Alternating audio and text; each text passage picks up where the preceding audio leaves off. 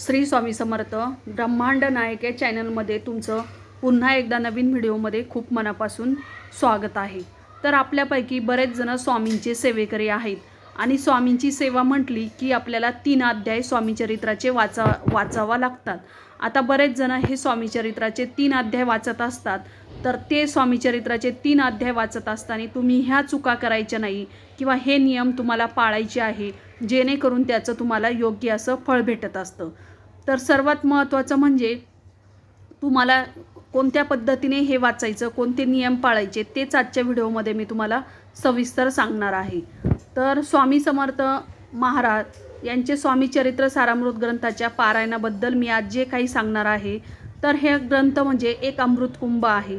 जे वाचन करताना काही खास नियम पाळले तरच तुमच्या मनातील इच्छा पूर्ण होतात किंवा तुमचे संकट जे आहे तर ते दूर होतात आणि जीवनात सुख समृद्धी येते। स्वामी चरित्र सारामृत वाचन करताना अत्यंत महत्त्वाचा नियम आहे, जो नियम एखादा भक्त मनापासून आणि श्रद्धेने आणि सातत्याने पाळतो त्यालाच निश्चितपणे त्याचं फळ प्राप्त होत असते।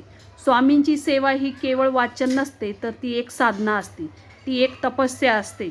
श्री स्वामी समर्थ जर तुम्हाला आयुष्यामध्ये खूप सारा संघर्ष करावा लागत असेल तर स्वतःला अजिबात दुर्बल समजू नका, कारण नशीबवान समजा, कारण देव संघर्ष करण्याची शक्ती त्यांनाच देतो ज्यांच्यामध्ये सहनशक्ती असते, श्रद्धा असते आणि आयुष्य बदलण्याची क्षमता असते। आता लक्षात ठेवायचं आहे की ज्याच्यावर स्वामींची कृपा असते त्याच्याच वाट्याला परीक्षा येतात आणि या परीक्षामधूनच माणूस घडत जातो। स्वागत आहे तुमचं माझ्या या ब्रह्मांड नायक या चॅनलमध्ये। तर आजच्या व्हिडिओमध्ये मी तुम्हाला हेच सांगणार आहे की कोणत्या चुका तुम्ही सातत्याने करत असतात। नित्य प्रेमाने सेवा करणारे आज खूप असतात, परंतु स्वामींची मनापासून भक्ती करणारे खूप कमी असतात। तर त्याविषयीच आजचा व्हिडिओ मी तुम्हाला सांगणार आहे। तर आपली दुःख, अडचणी, चिंता, भीती सगळं काही स्वामींच्या चरणी मोकळं करतात आणि स्वामींवर सगळी काळजी आणि सगळी चिंता सोडून फक्त स्वामींचीच सेवा आपण करत असतो।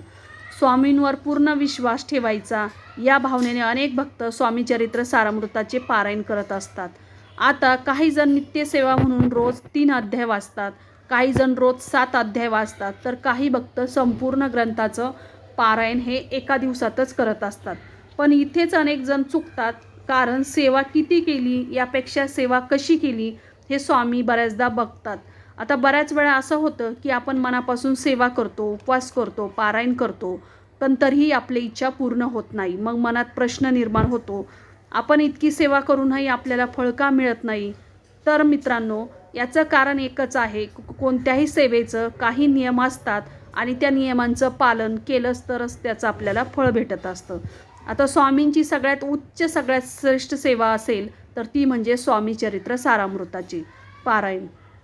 पण लक्षात ठेवा, ही सेवा करताना सुद्धा काही अत्यंत महत्त्वाचे नियम आहेत।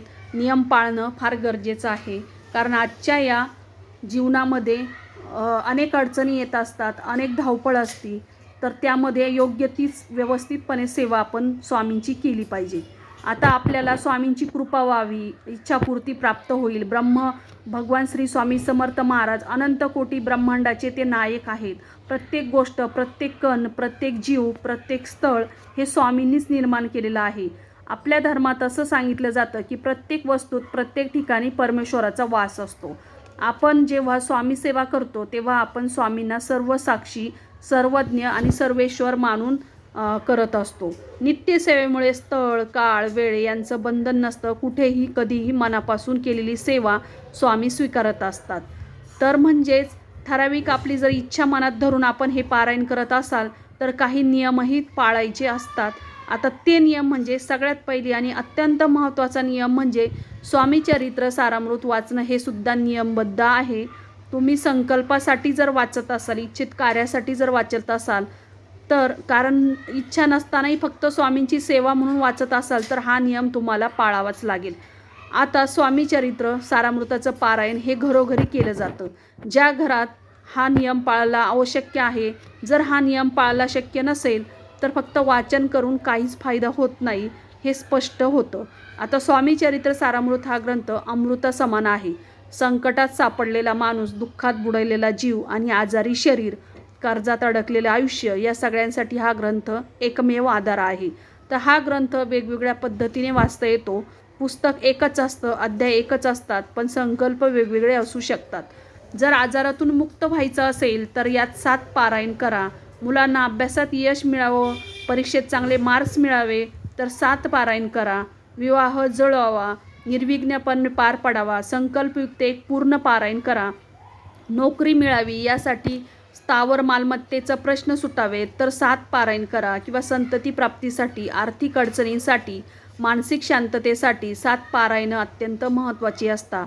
आणि काही संकल्प फार महत्त्वाचा आहे. संकल्पामुळे आपण सेवेशी बांधले जातो आणि स्वामी सत्त या सेवेला पूर्णत्वास नेते. आता 21 अध्याय आहे, तर रोज 3 अध्याय वाचले तर 7 दिवसात एक पारायण पूर्ण होतं. रोज 7 अध्याय वाचले तर 3 दिवसात एक पारायण पूर्ण होतं. आणि रोज 1 अध्याय वाचला तर 21 दिवसात एक पारायण पूर्ण होतं. आणि एका दिवसात संपूर्ण 21 अध्याय वाचले तर 1 दिवसीय पारायण पूर्ण होतं. इच्छापूर्तीसाठी तुम्हाला अशा पद्धतीने 7 पारायणं पूर्ण करायची आहेत.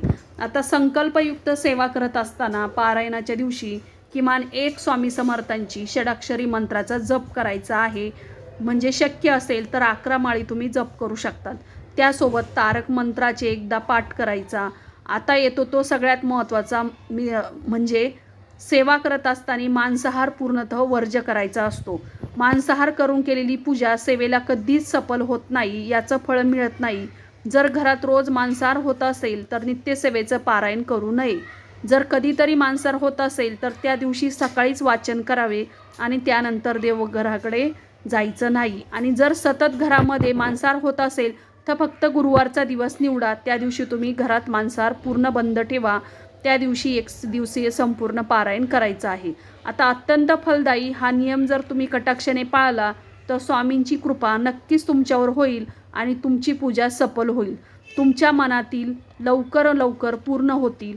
श्री स्वामी समर्थ सारामृत हे केवळ ग्रंथ नाही तर भक्ताच्या जीवनाला दिशा देणारे एक अमृत आहे. या ग्रंथाचे पारायण केल्याने मन, शरीर आणि आत्मा तिन्ही स्तरावर सकारात्मक बदल घडू लागतात. सर्वात पहिले म्हणजे मनशांती. आजच्या धावपळीच्या जीवनात चिंता, ताणतणाव, भीती यामुळे मन अस्वस्थ होतं. त्यामुळे या सारामृताचे पारायण केल्याने मन हळूहळू शांत होतं, नकारात्मक विचार कमी होतात आणि अंतर्मनात स्थैर्य निर्माण होतं. दुसरे म्हणजे संकटावर मात करण्याची शक्ती. स्वामी समर्थ सांगतात, संकट ही शिक्षा नसून परीक्षा आहे. नियमित पारायण केल्याने संकटांकडे पाहण्याची दृष्टी बदलते आणि अडचणी आल्या तरी डगमगत नाही आणि योग्य मार्ग सापडू लागतो. आता तिसरे म्हणजे गुरुकृपा प्राप्त होती. पारायण हे केवळ वाचन नसून गुरुशी जोडले जाण्याचं साधन आहे. आता श्रद्धेने आणि नियमाने जर पारायण केलं तर स्वामींची कृपा अनुभवायला आपल्याला मिळते.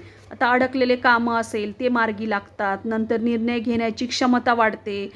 तसे सकारात्मक आपल्यात बदल होतात असतात. सारामृतातील प्रत्येक ओळ जीवन जगण्याची आपल्याला एक कला शिकवत असते. नम्रता, विश्वास, हळूहळू स्वभाव बदलतो, वाईट सवयी दूर होतात आणि जीवन अधिक सुसंस्कृत होतं. आणि सर्वात महत्त्वाचं म्हणजे स्वामी माझ्यासोबत आहेत हे मनात खोलवर आपल्या रुजू लागतं आणि त्यांच्यावरचा जो विश्वास आहे तर तो दृढ होत चालतो. म्हणून स्वामी चरित्र सारामृताचे पारायण तुमच्या घरामध्ये नक्कीच करा. परंतु हे काही नियम पाळून करायचे असतात जेणेकरून त्याचं फळ हे तुम्हाला लवकरात लवकर भेटत असतं. श्री स्वामी समर्थ.